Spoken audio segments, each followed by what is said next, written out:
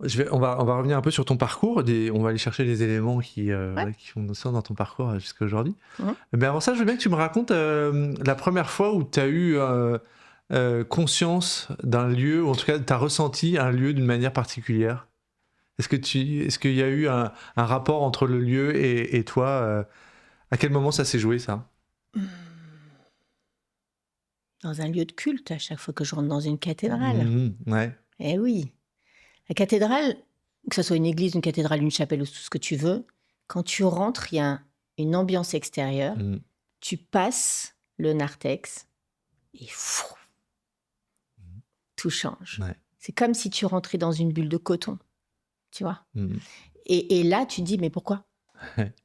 Pourquoi ça fait ça? Est-ce que c'est uniquement lié parce qu'il y a une information religieuse ou pas, on n'en sait rien, ou pas? Ou Mhm, qu'est-ce qui se passe en fait? mhm, Ça m'intéresse. ouais. Et si tu te souviens, ça, de la première fois où tu es rentré, où ça t'a marqué? La première fois que je suis allée à Notre-Dame, bien sûr. Ouais. Eh oui, moi j'habite à Paris, Mhm, j'ai fait mes études d'archi à Paris, donc j'ai un pote qui habite à Paris, enfin juste à côté de la cathédrale, donc bien sûr. mhm. Oui, oui.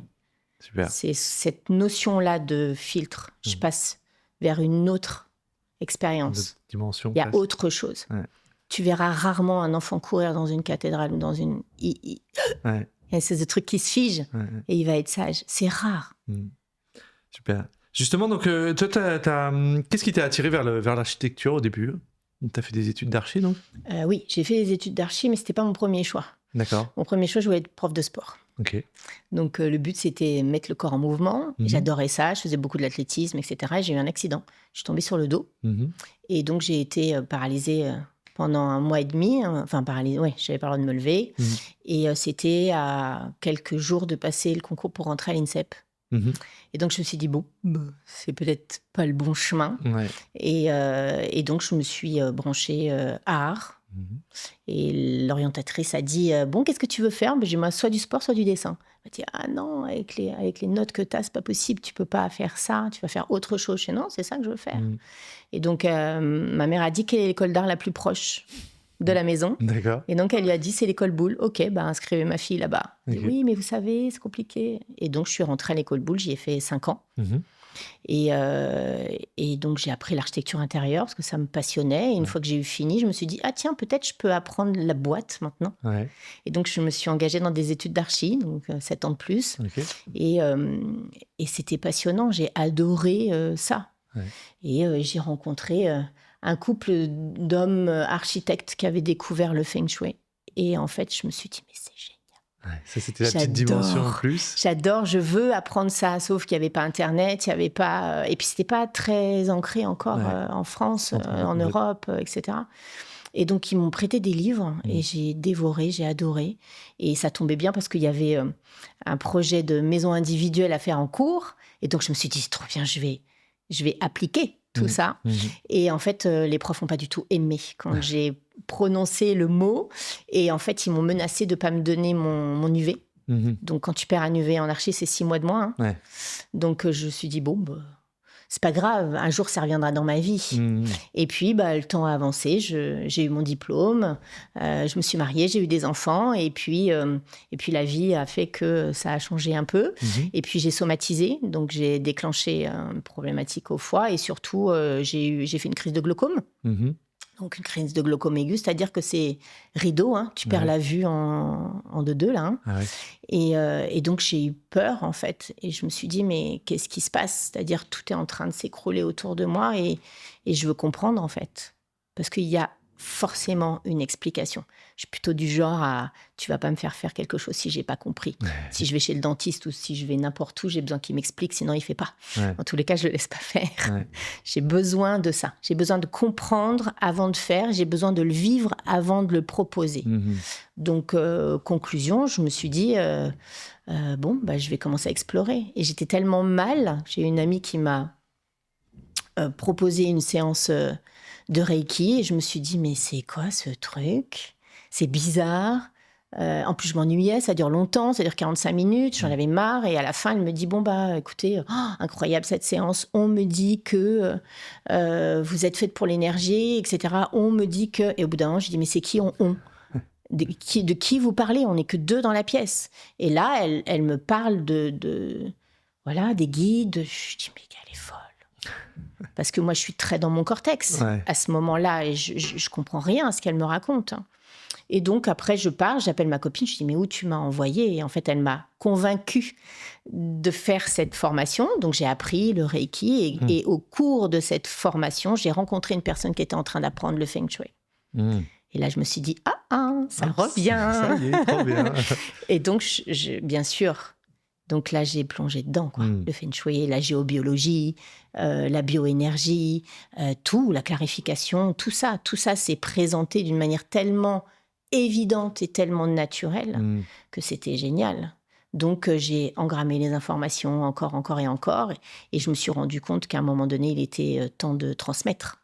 Donc, en fait, je me suis retrouvée à être formatrice et j'ai adoré ça. Ça me passionnait. Et au-delà de ça, j'ai commencé à comprendre vraiment que la maison était en lien avec le corps. Quand j'ai eu cette problématique avec mes yeux, et je cherchais un appartement parce que j'ai quitté le père de mes enfants, et donc il me fallait un appartement pour être avec mes enfants. Et on était fin décembre à peu près, il faisait pas encore vraiment nuit. Et l'agent immobilier me dit, j'ai un appartement à vous faire visiter, venez. On arrive et en fait, il n'arrive pas à mettre la lumière. Il me dit, mince, on n'a pas relancé le truc. Bref, il n'y avait pas de lumière. Et j'étais sur le pas de la porte. Et donc, tout était électrique. Donc, on ne pouvait rien, même pas allumer la lumière, pas ouvrir, rien. Et là, je lui dis, c'est bon, c'est celui-là. Et il me dit, mais madame, vous n'avez même pas visité. Je lui dis, c'est bon, c'est ça. Donc, je dépose mon dossier, je veux cet appartement. Et une semaine après, j'avais les clés. Et en réalité, j'ai compris après que cet appartement venait m'appeler pour m'inviter à voir ce qu'on ne voit pas. Puisqu'il faisait nuit. Et moi, mon œil, c'était l'œil droit en plus. Donc, on est vraiment dans le yang, dans cette expression de « je fais ». J'ai besoin d'aller voir ce qui est invisible. Et cet appartement m'a mis en exercice comme jamais, quoi. J'ai vécu des trucs dans cet appartement incroyables, dans le corps, je parle. C'est-à-dire qu'en géobiologie, on va se concentrer sur le lit. Le lit, c'est la zone de stationnement long où tu es dans une forme de vulnérabilité et évidemment, tu vas être perturbé par ce qu'on appelle les réseaux telluriques, les cours d'eau, les failles. Tout ça va générer une fréquence électrique. Et comme toi, tu es fait d'électricité et d'eau, ça va venir t'agiter en réalité. Et donc, l'idée, c'est de se dire, OK, si ça vient me chatouiller, c'est qu'il y a une raison. Il n'y a jamais de hasard. Moi, je crois vraiment à la synchronicité parfaite de tout, des rencontres, des lieux, de tout. Et en réalité, c'est pas toi qui choisis ta maison, c'est elle qui te choisit. Parce qu'elle porte une information qui va te proposer une mise en exercice. La maison, c'est ta matrice. Quand tu es dans le ventre de ta mère, normalement, tu sais qu'à 9 mois, c'est le moment de sortir. T'envoies la première contraction et tu dis à ta mère, ça y est maman, je suis prêt à me donner naissance, mais j'ai besoin de toi pour m'y accompagner. Et là, tu vas sortir de cette première maison qui est, on va dire, le cocon dans lequel tu vas t'incarner. Si on part du principe que nous sommes fréquences et qu'on vient s'incarner dans la matière pour faire évoluer notre âme. À partir de là, on change de maison, en fait. On le sait qu'il faut quitter le ventre de la mère pour aller dans une autre maison, etc., etc. À un moment donné, quand tu es chez tes parents, tu sais quand tu dois sortir. Même si tu as une super maison, un super appart, tu te dis non, mais jamais de la vie, je partirai d'ici. Et à un moment donné, il y a un truc intérieur évident qui dit c'est bon, soit c'est trop petit, soit c'est trop grand, soit c'est je sais pas quoi. Mais en tous les cas, il y a un truc qui te dit c'est le moment juste pour moi de partir. Ça correspond exactement à ce qu'on appelle un cycle biologique. Tu as tes 9 mois avant ta conception, tu as ton jour de conception, tes 9 mois de gestation, tu as ta naissance et ensuite tes 9 premiers mois. Ça veut dire qu'à chaque fois que tu vois, tu as un cycle de 27 mois qui va se reproduire en permanence. C'est un cycle d'imprégnation. Et ça veut dire qu'à chaque fois que tu vas revibrer, soit à ta conception, donc au moment où tu rentres dans le ventre de ta mère, soit à ta naissance, au moment où tu sors, donc, soit tu arrives dans une maison, soit tu quittes une maison. Et ça, c'est du 100% garanti. Parce que c'est ton cycle biologique, c'est naturel. 27 mois, tu dis, c'est ça? Oui, 3 x 9, 27. Et tu vibres, tu vois, tu prends cette notion du temps et hop, tu l'additionnes. Ça, c'est la résultante du travail de Fréchet, qui a créé une grille de vie qui permet de vérifier, de pouvoir prendre conscience des schémas répétitifs dans ta vie. À chaque fois que tu vas revivre quelque chose, c'est un appel de l'âme qui te dit « You, peut-être tu passes un peu de temps là-dessus. Et si tu n'entends pas, eh ben, ça va être de pire en pire. Ouais. Tu vois ? Ouais, j'en ai marre, cet appart, il n'y a que des problèmes, des fuites d'eau, des problèmes d'électricité. J'en ai marre, je déménage. En réalité, tu n'as pas fait le job. Donc, qu'est-ce qui va se passer ? Tu vas aller dans un autre appartement ou une autre maison et je te jure que ça va être pire. Parce que tu n'auras pas entendu le message et à ce moment-là, tu vas te dire « Ok », sauf si tu te poses la question. Soit je subis et à ce moment-là, je suis malade parce que le corps, il va résister, mais jusqu'à quand il va résister ?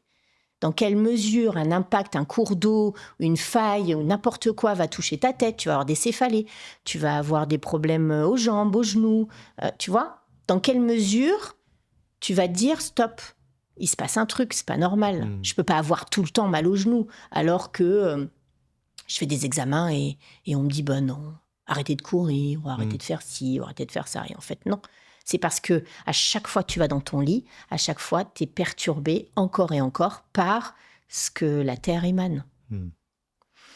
Donc voilà, c'est comme ça que j'ai commencé à explorer. Et comment tu as... C'était une évidence pour toi, ce parcours, cette révélation ? C'était un peu une révélation, du coup ? Ou est-ce que tu as eu quand même des moments de doute Transmettre, pour moi, c'était une révélation. Pendant que je faisais mes études d'archi, je me suis inscrite au CNED pour devenir professeur des écoles. Ce qui est complètement...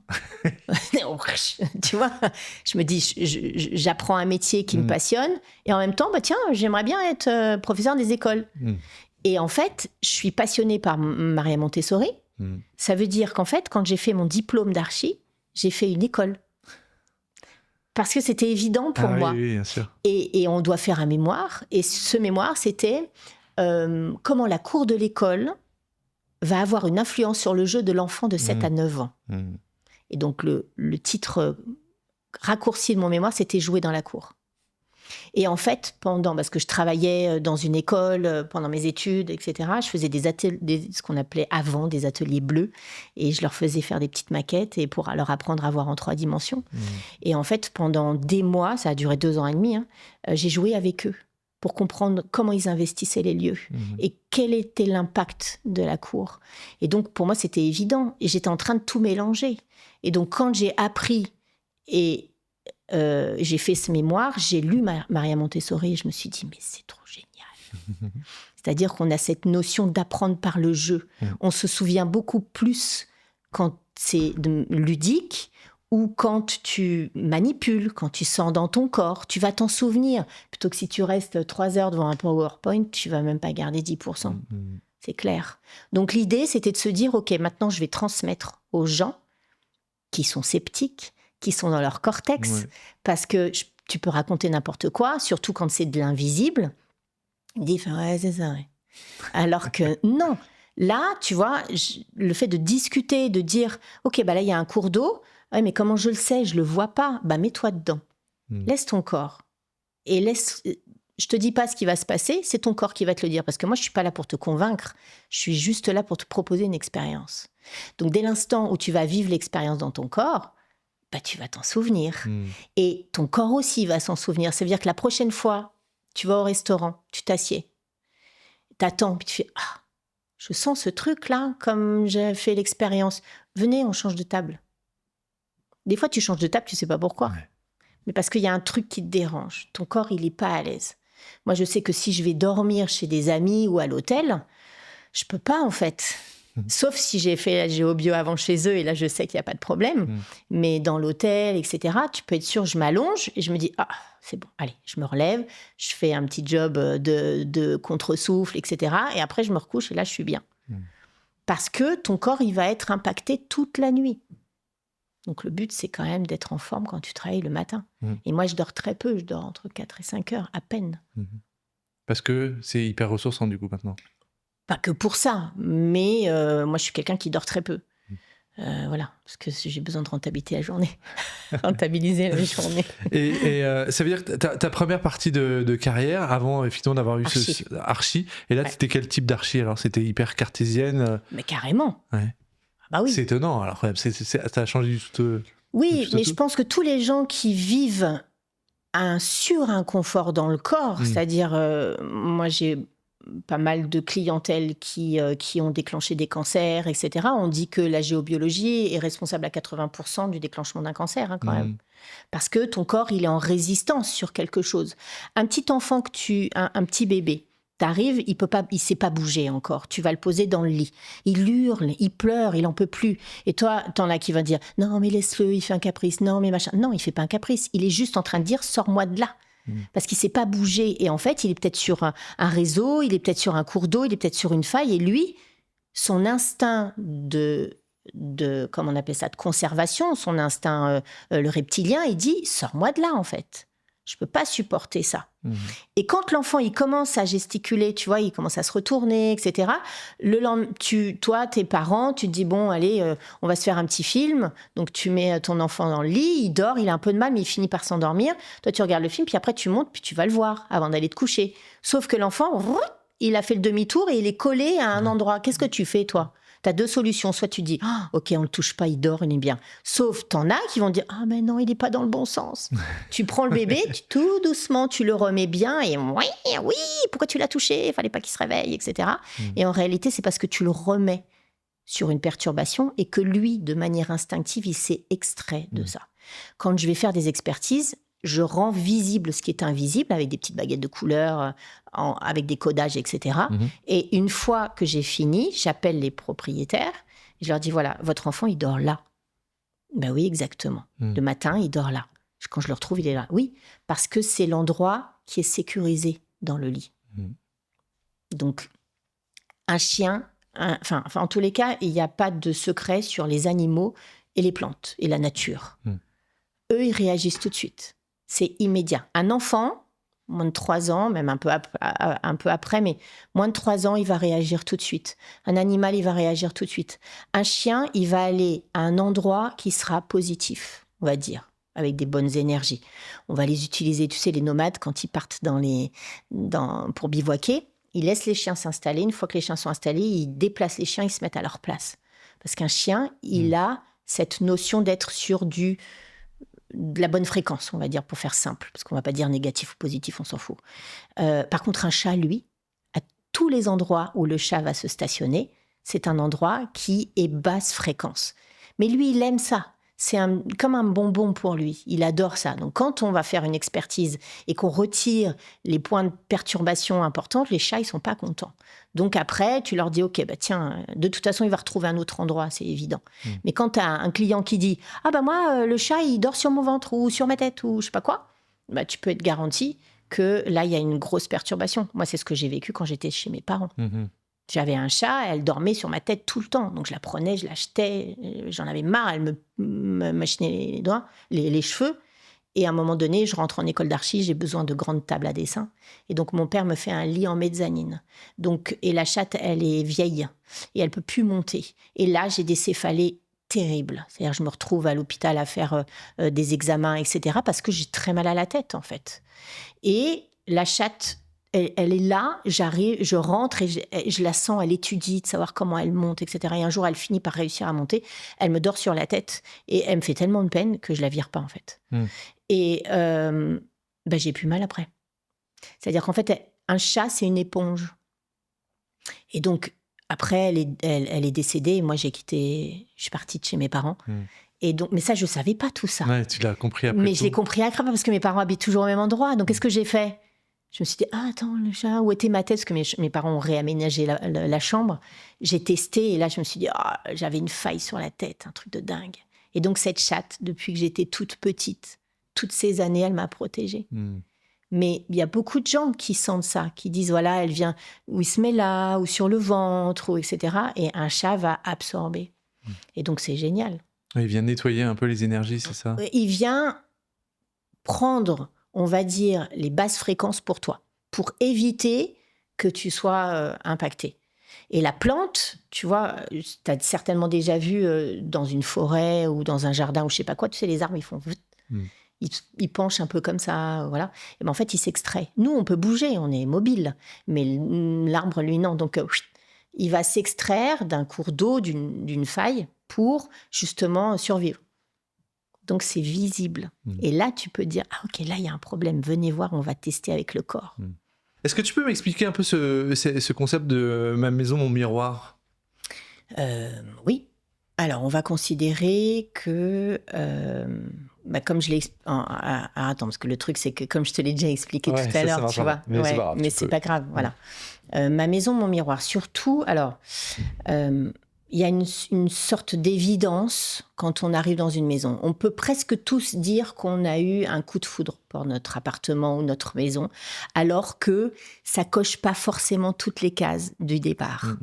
Et rien que ça propose de sentir un lien particulier et de se dire, ok, il y a quand même des trucs, des vibrations communes, etc. Ce qui peut compliquer, c'est quand c'est un couple. Et quand le couple... Moi, la première question que je pose quand un couple me consulte, c'est qui a choisi la maison ? Qui l'a trouvée ? Et des fois, c'est tous les deux. Non, c'est pas tous les deux. Il y en a forcément un qui a vu l'affiche et qui a dit viens, on va visiter là. Ou alors vous étiez en balade et il y en a un qui a vu la pancarte et qui a dit là. C'est le premier en fait. C'est le premier des deux qui est appelé par cette maison parce qu'il porte une vibration particulière et à ce moment-là, tout va s'enchaîner de manière très fluide. Quand des personnes n'arrivent pas ou alors à acheter une maison ou alors oh zut, je la voulais vraiment celle-ci, elle m'est passée sous le nez. Non, c'est que c'était pas la bonne. Et donc, là, on peut dire qu'il y a vraiment ce lien entre les deux. Et puis, par exemple, quand je pars de chez mes parents, je quitte le cocon familial. Et donc, à quel moment je vais prendre mon autonomie ? Et quand je prends mon autonomie, qui va trouver ma future maison ? Est-ce que c'est ma mère ? Est-ce que c'est mon père ? Est-ce que c'est moi ? Est-ce que c'est quelqu'un d'autre ? Mais en tous les cas, il va y avoir cet impact-là. Et là, il y a cette notion ultra importante de miroir entre ma maison et mon lieu. Ça, pour moi, c'est d'une telle évidence. Il y a vraiment ce découpage très clair entre ton corps, ton sentiment, ta pensée, suivant où tu vas habiter, au rez-de-chaussée, au deuxième étage, au dernier étage. Tout ça compte. L'orientation, la ville, le lieu, enfin la ville dans le pays, tout ça. Et du coup, ça veut dire que même une fois que tu as trouvé la maison ou l'appartement, à l'intérieur, il y a aussi des choix à faire qui peuvent être hyper importants.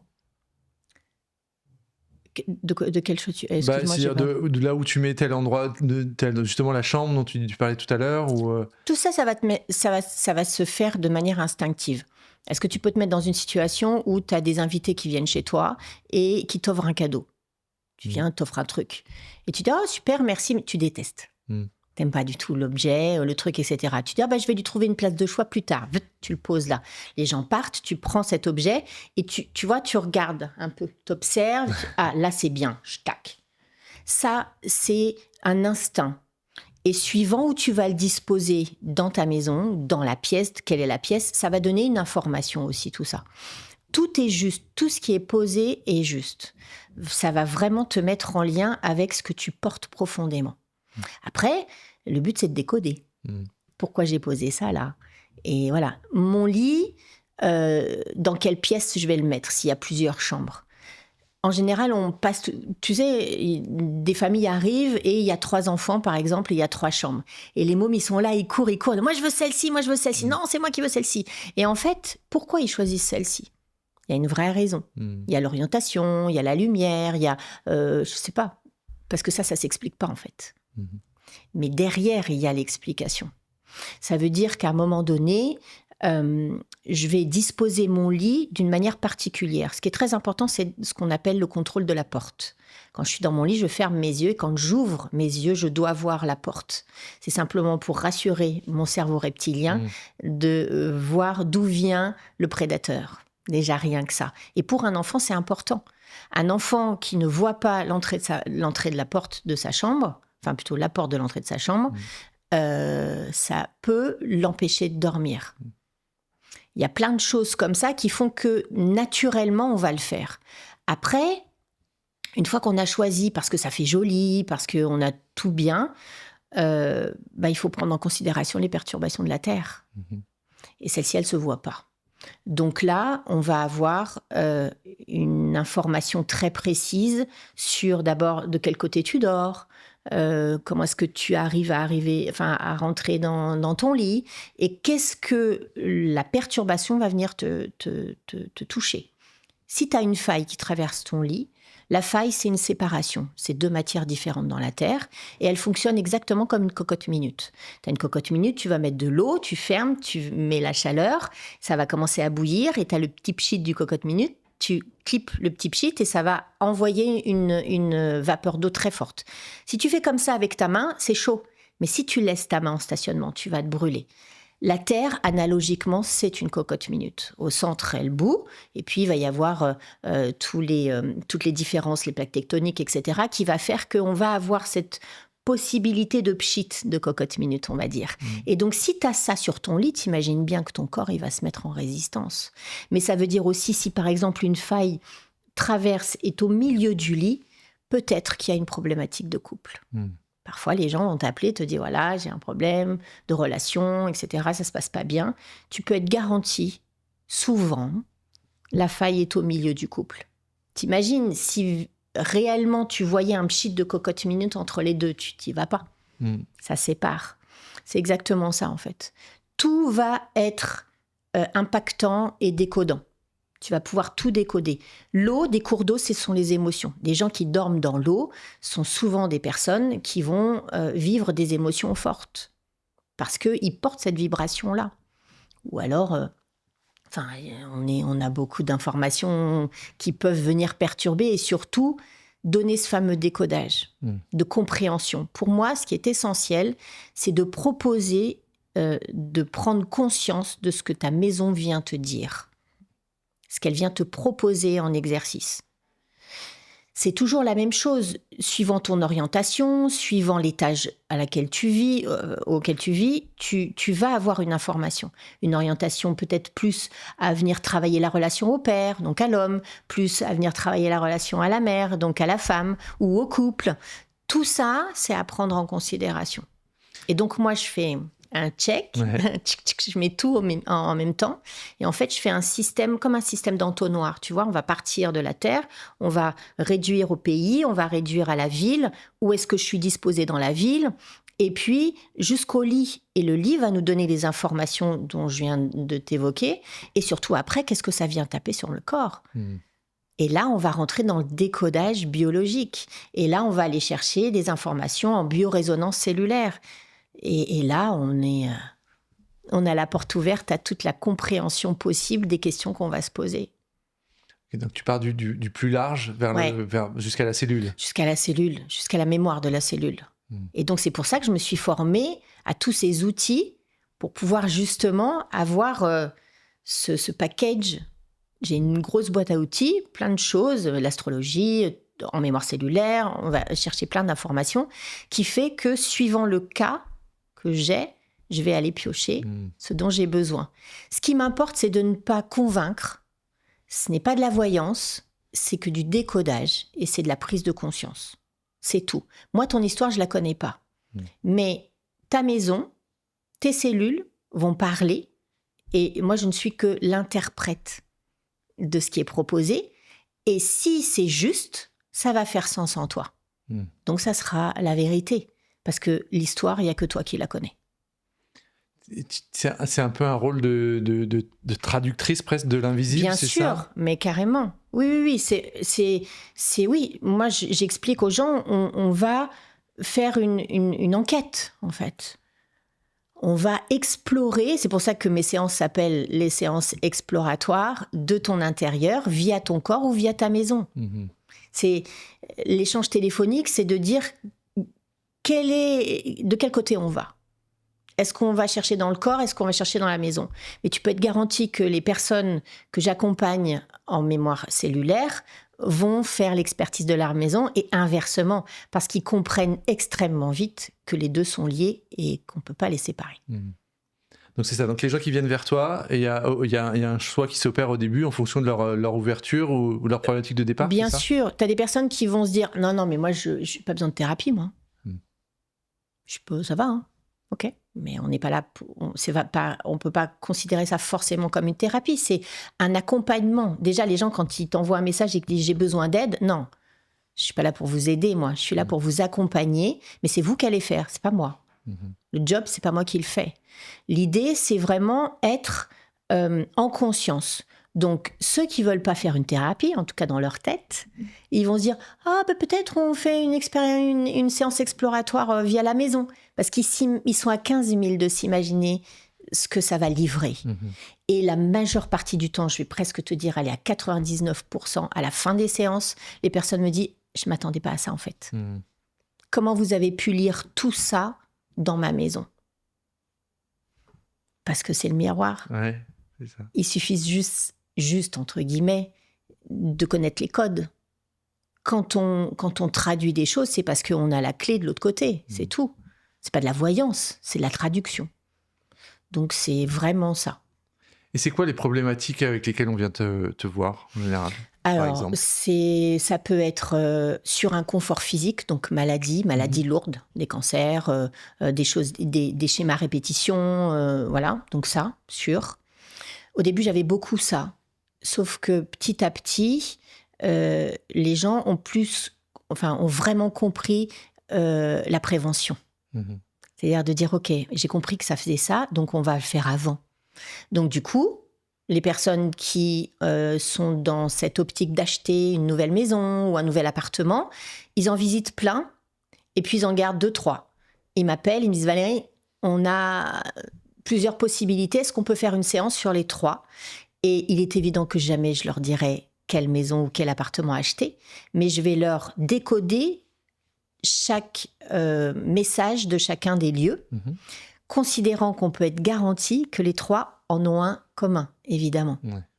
Après, il y a des petites subtilités qui vont faire que... Et qui vont parler à la personne. Mais bien sûr. Et même si moi, je ne sais pas, en fait.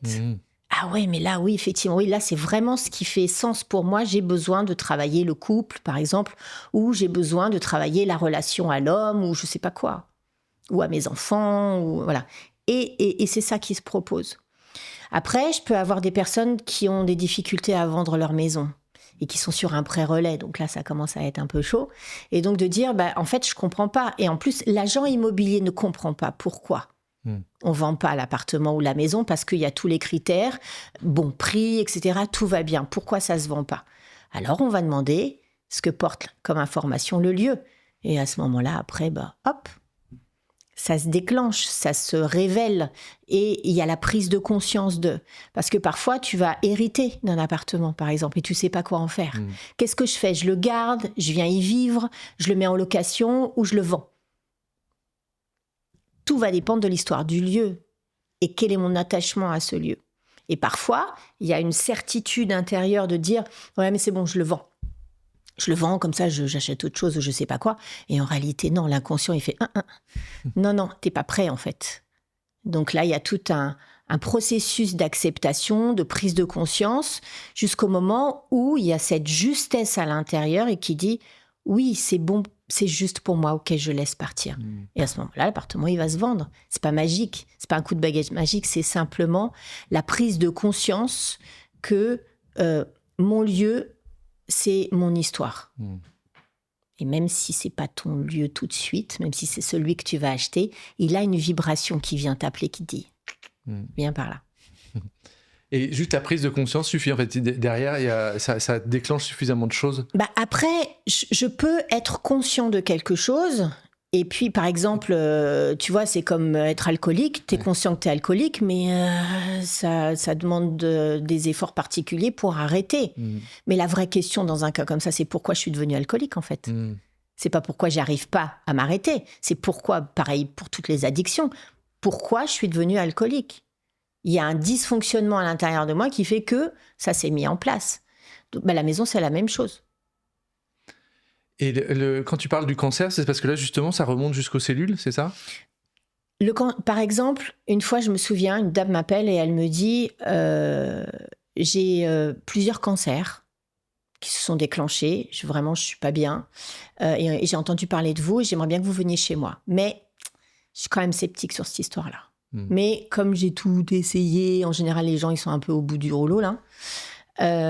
Donc, je vais et je fais ce fameux marquage sur le lit et j'explique à cette dame et je lui dis, voilà, je pense que vos cancers sont là, là et là, dans votre corps. Et là, elle me regarde, elle s'assied, elle me dit, je vous écoute. C'est pas de la voyance, c'est simplement une zone de ton corps qui va être impactée pendant ton sommeil. Et donc, comme cette perturbation, elle va venir impacter ton corps, donc un organe ou autre chose, à un moment donné, ton corps, il peut plus résister. Donc, il lâche l'affaire et c'est là que tu vas somatiser. Et c'est pour ça que ça devient ultra important de neutraliser.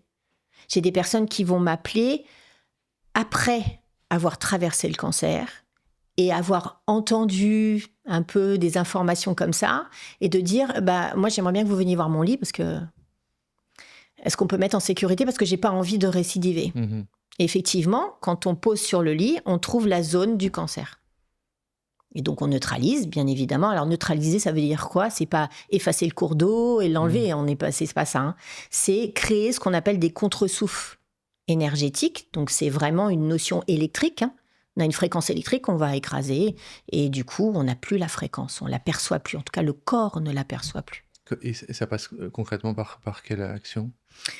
Par exemple, on peut avoir... alors, ce sont des remèdes qui peuvent être fabriqués de manière artisanale, c'est-à-dire que c'est nous qui les faisons. Personnellement, c'est mon papa qui les fait. Ouais. Mais après, à l'intérieur, on va mettre des quartz, tu vois, des pierres. On va positionner des choses bien particulières. Ça peut être aussi des coquilles Saint-Jacques pour neutraliser des cours d'eau. Tu vois, il y a des gens... Tous les géobiologues n'ont pas les mêmes remèdes. Ce qui est important, c'est que ça fonctionne, en réalité. Je ne peux pas dire... Chacun... D'abord, il faut que ça te parle à toi, en tant que géobiologue, pour que tu puisses vraiment poser la bonne intention, etc. Et puis, il faut que ça soit efficace. Comment on sait que c'est efficace, en réalité ? Moi, je ne suis pas là, je ne vais pas vous dire, tiens, je te mets ça et tu vas voir, ça va aller mieux. Non, c'est ton corps va te dire que ça va mieux, c'est tout. Et donc, moi, je pars du principe qu'on a 21 jours d'intégration. C'est-à-dire que dès l'instant où je viens, ou même une séance, il faut 21 jours pour que ton corps comprenne qu'il s'est passé un truc. Et du coup, ça va vraiment renouveler la cellule déjà, et puis ton corps, il est plus impacté. J'ai une fois une dame qui m'appelle, elle me dit, je suis anémiée. Elle me dit, je prends des traitements lourds pour vraiment me recharger en fer et ça ne fonctionne pas. Je vais chez elle et en fait, il y a ce qu'on appelle un réseau Curie qui est l'émanation du fer de la Terre, donc qui génère une fréquence, et qui lui tombe sur le bas du ventre. Chez une femme, la quantité de sang est plus importante à ce niveau-là.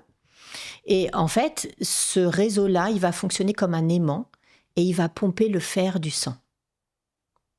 Donc forcément, cette dame, elle prend son traitement, mais en réalité, elle perd son fer toute la nuit.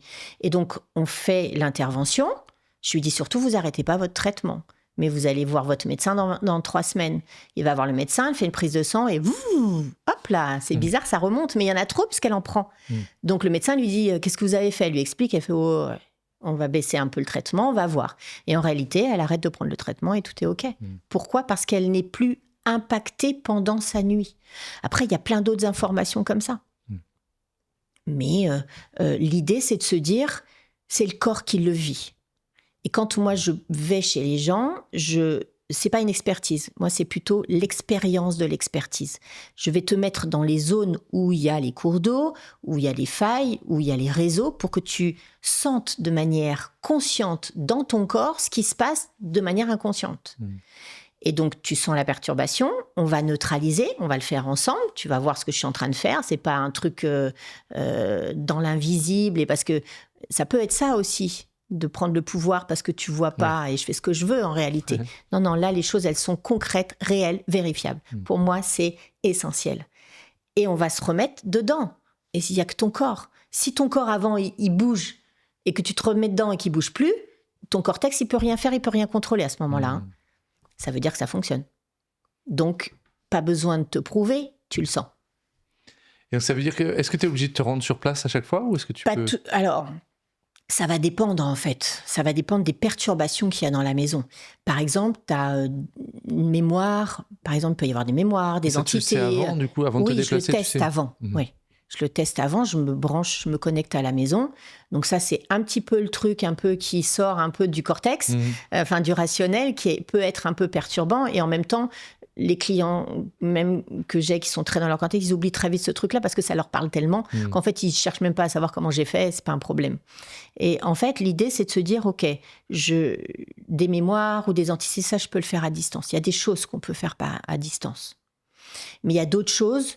Moi, je suis moins fan. Il y en a qui le font, mais après, chacun fait comme il le sent. Hein. Parce que parfois, dans l'énergie, il y a des choses qui tiennent pas. Ou alors, il faut vraiment le faire pendant 9 jours, etc., etc. Ça demande de la récurrence, tu vois, parce que ça peut sauter, ça peut... Et donc, moi, ça, je pratique assez peu. Donc, je me balade partout, dans toute la France. Voilà. Parce que, tu vois, le week-end dernier, j'étais à Toulouse et j'ai fait tout ça. Voilà. C'est important de faire vivre dans le conscient la perturbation. Donc ça veut dire qu'avec toi, on peut faire juste la séance exploratoire, c'est ça ? Ça consiste en quoi et qu'est-ce qu'il y a ? Une séance exploratoire, elle dure 2 heures, 2 heures et demie, facile. Donc moi, j'envoie un tout petit questionnaire qui est très simple, qui va me donner... Enfin, j'ai besoin de l'adresse, en fait. C'est tout. Juste l'adresse. Je fais un piqué sur Google. J'envoie la photo, on se met d'accord sur le fait que ce soit bien cette maison-là. Et après, moi, je travaille un temps avant. Et on a 2 heures et demie en visio durant lequel je vais montrer des documents, expliquer comment j'arrive à l'information. Parce que pour moi, il est toujours important de comprendre les choses. Donc, en fait, je vais m'adresser à ton cortex. Je vais lui expliquer comment j'arrive à décoder le message de la maison. Donc déjà, il y a cette partie-là qui dure une 40aine de minutes. Et puis en plus, ce que j'aime, c'est le fait de transmettre, parce que les gens, après, ils vont pouvoir le réutiliser ailleurs, ils vont pouvoir l'expliquer aux gens. Et ça, pour moi, c'est mon but, c'est de vraiment d'envoyer cette information-là. Et ensuite, on va faire ce fameux entonnoir pour arriver jusqu'au lit. Et on va échanger sur les mémoires, on va interroger les entités, on va faire tout ça en visio. On enregistre la visio, comme ça, comme il y a énormément d'informations, les gens peuvent revisualiser leur enregistrement. Et ensuite, on laisse 21 jours. Le temps que ça descende, que ça s'intègre. Et après, il y a une possibilité donc de faire l'expérience de l'expertise. À ce moment-là, j'envoie un devis et on échange ensemble de voir ce qui est juste, ce qu'on fait pas. Et ensuite, je vais sur place et il y a encore les 21 jours d'intégration. Et à ce moment-là, on a fait le travail complet. Mais parfois, je vais faire juste la séance et il y a des gens qui vont mettre 6 mois à me rappeler. Parce qu'ils ne sont pas prêts, parce qu'ils n'ont pas intégré, parce que ça les a un peu trop perturbés. Et puis, ou un an après, ils vont me dire, bah, ça y est Valérie, on est prêt. Ok, bah, je viens. Je pense qu'il est important, moi je rappelle jamais les personnes, sauf des fois pour faire des petits coucous, mais pas pour leur mettre la pression de dire, alors vous vous êtes décidé, on le fait pas, parce que pour moi, il est important que ça fasse sens à l'intérieur, que ça soit juste. Parce que si c'est par pression, si c'est pour faire plaisir au mari ou machin, etc., c'est pas possible en fait. Parce que l'intervention, elle aura pas la même puissance que si la personne, c'est son moment juste. Tu sais, c'est la différence entre le chronos et le kéros. C'est le temps juste. Et si c'est ça, à ce moment-là, c'est la porte ouverte en fait. Donc, il n'y a pas de règle. Jamais. Et quand tu dis on va visiter les mémoires, ça veut dire quoi ? Une mémoire des lieux, par exemple, souvent on va dire, ah tiens, tu vois la maison du fond là-bas, c'est la maison du divorce. Les gens arrivent, ils sont bien heureux et puis en fait ils finissent par partir et ils divorcent. En fait, tant que cette maison ne va pas être clarifiée, pour utiliser un mot plus simple, nettoyée de cette mémoire de divorce, ça va encore et encore. Par exemple, une fois, je suis en formation, donc j'ai des stagiaires et il me faut un lieu pour exercer, pour leur montrer. Et j'ai personne. Et je suis à l'hôtel, je suis en Vendée et j'arrive, il est minuit et je dis à la dame, j'ai un problème, j'ai pas de lieu. Elle me dit, j'ai mon chéri qui vient d'acheter un restaurant. Et donc, il aimerait bien faire ce travail-là. Et donc, je regarde vite fait pour savoir si c'est un lieu qui va m'intéresser, on va dire, que ça va être intéressant. Et là, je la regarde, je lui dis, mais il y a une mémoire de faillite. Et là, elle me regarde, elle me dit, comment vous le savez? Je dis, bah ça, on s'en fiche de comment on le sait. Ouais. Elle me dit, il vient de l'acheter en adjudication. Incroyable. Ouais. Et donc, on est allé sur place, on a tout nettoyé, on a fait ce qu'il fallait. Donc, les élèves étaient hyper contents parce que Cas c'était pratique. enrichissant. Voilà, c'est ça. Et ce qui était intéressant, c'est de savoir ce qui allait se passer après. Et en fait, 6 mois après, elle m'a appelée en me disant, c'est incroyable parce qu'on a même eu des subventions de la ville. On avait changé des dispositions dans le restaurant. Enfin, voilà, c'était top. Donc, c'était un vrai bon exercice. Donc, une mémoire, ça peut être ça. D'accord. Et en fait, le restaurant en question, il avait été vendu 2 fois. Ouais, et ça aurait pu se reproduire. Bien sûr, bien sûr. Il peut y avoir tout un tas de choses. C'est une mémoire, il peut y avoir une mémoire de castration, par exemple. Et à ce moment-là, les personnes qui sont à l'intérieur vont vivre cette information-là. Ou alors, je sais pas... Je n'ai pas d'exemple qui me vient là, mais... Et là, par exemple, est-ce que tu as regardé le lieu avant de venir ici, par exemple? Non, je ne l'ai pas fait. Tu t'es laissé porter? Non, ouais, je ne l'ai pas fait. Par contre, je sais qu'on est dans le sentiment du bâtiment. Donc, on est dans le lien, dans la relation. Donc, c'est ce qu'on fait là. Parce que pour moi, faire une interview seule devant une caméra, c'est pas possible. Donc, c'est important pour moi d'échanger.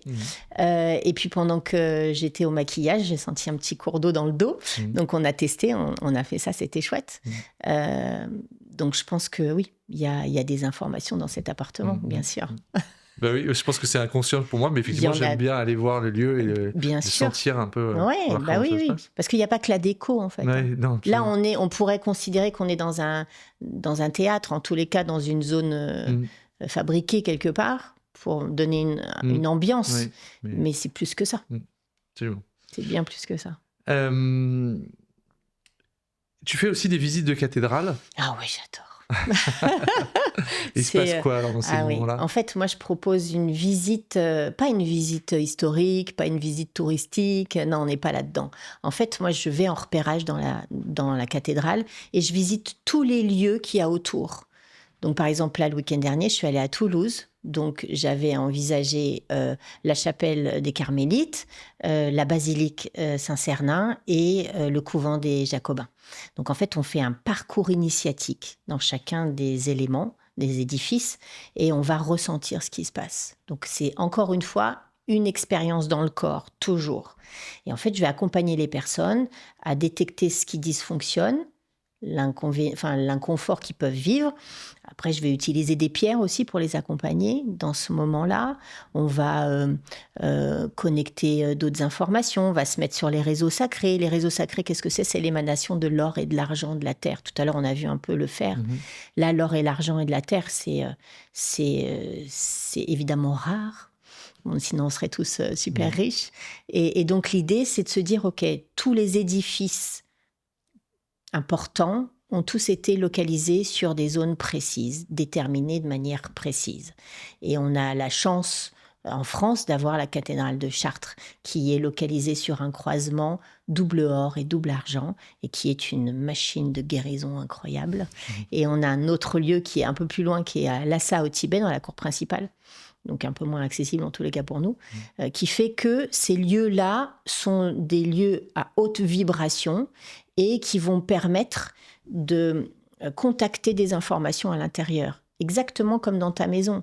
Et moi, j'organise beaucoup de cathédrales différentes et les personnes qui viennent ont toutes un point commun avec le message de la cathédrale. Chaque cathédrale a un message. Par exemple, à Toulouse, là, j'avais un groupe, ça n'était que des femmes célibataires sans enfants. Incroyable. Et il y avait des informations dans cet esprit-là. Si tu vas à la cathédrale de Clermont-Ferrand, par exemple, cette cathédrale, elle est faite de pierre de lave. Donc, tout cet ancrage important, elle est toute noire. Et quand tu la vois, elle est impressionnante. Alors que quand tu rentres, elle est extrêmement lumineuse. Si tu as besoin de te sentir, enfin, en tous les cas, de contacter l'ancrage, va à Clermont-Ferrand. Et ça veut dire que c'est un savoir-faire qui s'est un petit peu perdu, mais que bien sûr, nos ancêtres... le géobiologue, c'est le terme moderne du sourcier. Avant, on faisait appel à un sourcier pour qu'il trouve de l'eau et on construisait la ville autour. Donc après, ça s'est dévié. On les a utilisés pour aller chercher des trésors ou des trucs comme ça. Donc évidemment, c'était plus du tout la même la même motivation. Mais bien sûr, ça se perd. Après, c'est passé un peu comme de la sorcellerie. Donc forcément, puis t'as le pendule qui va avec. Un géobiologue, en règle générale, il a un pendule. Donc forcément, tu vas utiliser tous ces outils qui paraissent un peu particuliers et en tous les cas qui tendent à sortir du rationnel. Donc forcément, quand tu es face à quelqu'un qui est rationnel, c'est un peu plus compliqué. C'est pour ça que moi, j'avais besoin de trouver cet équilibre, de me dire, OK, ça existe, mais il faut quand même que je mette du concret, du réel là-dedans. Justement pour proposer aux personnes qui fonctionnent comme moi, parce qu'on sait très bien qu'on attire, on a une fréquence commune, on va attirer des gens qui fonctionnent comme nous. Donc c'est beaucoup plus facile pour le coup. Parce qu'on sait ce qu'ils pensent, ce qu'ils sentent, et comment leur expliquer, et comment détourner ce scepticisme qui est un peu dommage, en fait. Oui, c'est pour ça que tu fais quelque chose qui te fait du bien à toi, en fait, pour pouvoir... Mais bien sûr, de toute façon, tout ce que je propose aux personnes que je rencontre et que j'accompagne sont que des choses que j'ai vécues dans mon corps, que j'ai expérimentées, toutes les techniques, tout, que ça soit... tout, en fait, la lithothérapie, l'astrologie, tout ça, j'ai tout fait. J'ai tout vécu. Les constellations familiales, tout ça, parce qu'on touche le transgénérationnel, mémoire cellulaire, tout ça. Pour moi, c'est essentiel de ressentir. Aujourd'hui, on est trop dans le superficiel. Il faut que ça aille vite, il faut que... Non, est-ce qu'on peut prendre le temps de se poser, de sentir l'essentiel dans le corps ? C'est notre véhicule. Donc effectivement, quand il y a l'astrologie, ça c'est un outil supplémentaire que tu utilises oui. En complément de tout ça ? Mais oui, je vais aller aussi chercher des informations, bien sûr, dans ton thème. Et encore une fois, tous ces outils-là, je ne les utilise jamais en divination. Je les utilise pour justement... reposer le concret et redire, voilà, c'est un décodage, c'est dire, ah oui, alors là, peut-être qu'il y a telle et telle information, est-ce que ça fait sens pour vous ? Oui, vous voyez qu'on peut le relier à ce que vous vivez dans votre maison ? C'est logique, c'est comme ça, c'est là, ça existe. Le lien, ok, vous m'appelez parce que vous avez une problématique de couple, on va regarder dans votre thème, qu'est-ce que ça dit, qu'est-ce que ça vient évoquer ? Et d'après toi, c'est toujours le lieu qui choisit l'habitant ? Bien sûr. Il y a zéro doute pour moi. Et comment ça fonctionne alors ? Il attire à lui la personne qui a besoin de la chose ou... Exactement comme tu vas te retrouver dans une soirée, tu connais personne. Tu scannes. Et à un moment donné, ah tiens, je vais aller il ou elle la voir. Et puis, tu vas trouver des points communs. C'est bizarre quand même. Pourquoi ? À quel moment cette personne t'a attiré ? Pourquoi tu es allé la voir ? La maison, c'est la même chose parce qu'elle a des fréquences communes avec les tiennes. Donc forcément, tu vas être attiré par ce lieu-là. C'est comme en France ou dans n'importe quel pays, il y a un lieu où tu vas être plus attiré qu'un autre. Il y en a qui vont dire, ah, moi je déteste le sud ou j'aime pas la Bretagne ou je sais pas quoi. Et c'est pas que pour la météo. Parce qu'il y a un truc qui fait sens. À l'intérieur, tu te sens bien. Comme dans des lieux... d'histoire familiale, etc. Tu vois, tu as ce côté rassurant. C'est la même chose quand tu vas chez tes grands-parents ou quand tu te souviens de ce que tu as vécu enfant. Alors, ça peut être aussi désagréable dans les deux sens. Hein, ça peut, c'est ça. Hein. Et donc, le lieu qui va t'appeler, c'est le lieu dont tu as besoin pour évoluer et prendre conscience de ce que tu es en train de traverser. Et lui, il va te nourrir jusqu'à ce qu'il y ait un moment juste que tu dises « c'est bon, je m'en vais. Bon, je suis prêt à aller explorer autre chose. » Super.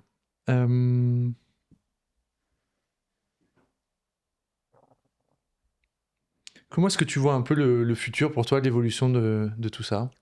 Tu penses qu'on va vers une sensibilisation de plus en plus importante ? Moi, ce que je vois, c'est l'importance de la transmission, mais de la transmission dans le corps, dans la matière. Tu vois, tout. Je suis pas contre les formations en visio, etc., quoique, parce qu'on vit plus les choses. Et pour moi, c'est essentiel de vivre dans le corps. Revenir dans le corps, c'est la clé. Donc, plus tu vas être en conscience de ce que tu vis, plus tu vas être à l'écoute de ton inconfort, plus tu vas pouvoir dissoudre et transformer. Tes cellules, elles ont une information, tu pourras jamais les effacer. Par contre, si tu sais, tu vas pouvoir aller chercher les ressources en toi pour les dissoudre et ensuite transformer l'information. Quand tu vis un décès, la personne, elle s'en va, ou une autre situation, mais en tout cas, elle s'en va, elle fait plus partie de ta vie. Il y a des stades, des phases à traverser, et en même temps, tu seras plus jamais pareil. Mais tu vas continuer à avancer avec avec cette perte. Là, c'est la même chose.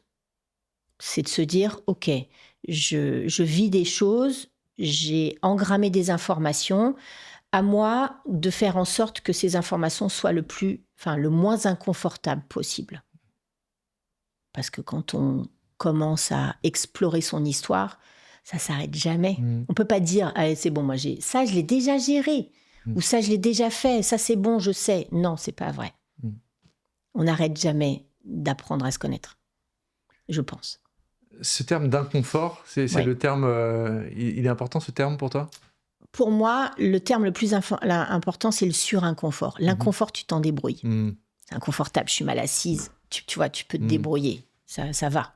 Mais le surinconfort, si j'ai des pics sous les fesses, je vais me lever. Hein. Ouais. Tu vois ? Et les gens qui se présentent pour des séances ou des demandes d'accompagnement, ce sont des gens qui vivent le surinconfort. J'ai des personnes qui m'appellent et qui me disent « Valérie, ça fait 6 mois, ça fait 8 mois que j'ai vos coordonnées, j'ai pas réussi à vous appeler, sauf que là, j'en peux plus en fait. » Donc pour moi, l'inconfort est gérable, le surinconfort, ça commence à taper à la porte. Donc, et c'est là que je pense qu'on est prêt à bouger. Ouais. Qu'est-ce qu'on peut te souhaiter pour la suite ? C'est quoi ton rêve, ton ambition ? Mon ambition, c'est d'intervenir dans les écoles d'archi. Et d'accepter les projets. Ouais, c'est ça. Et de secouer le cocotier et dire, il n'y a pas que la forme. Il n'y a pas que le geste. Il y a bien plus que ça. Et on l'a perdu.